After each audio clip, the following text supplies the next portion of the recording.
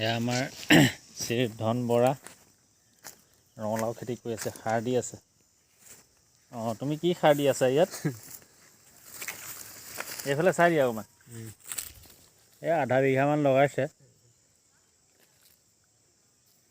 এইটো অৰ্জুনা লগাইছে জাতটো। 100 টকাত 50টা গুটি। মানুহটো মাছে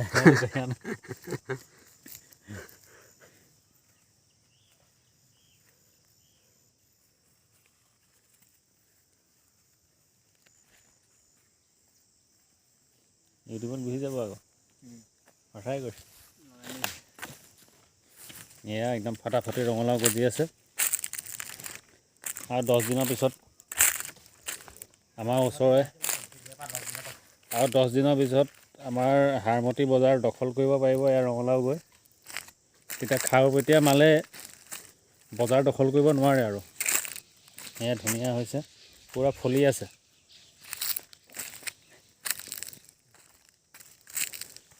আৰু চাহপাতো আছে, তেখেতৰ অকল এটাই খেতি নহয়, চাহপাত এইফালে আছে 2 বিঘা, এই তালৈকে।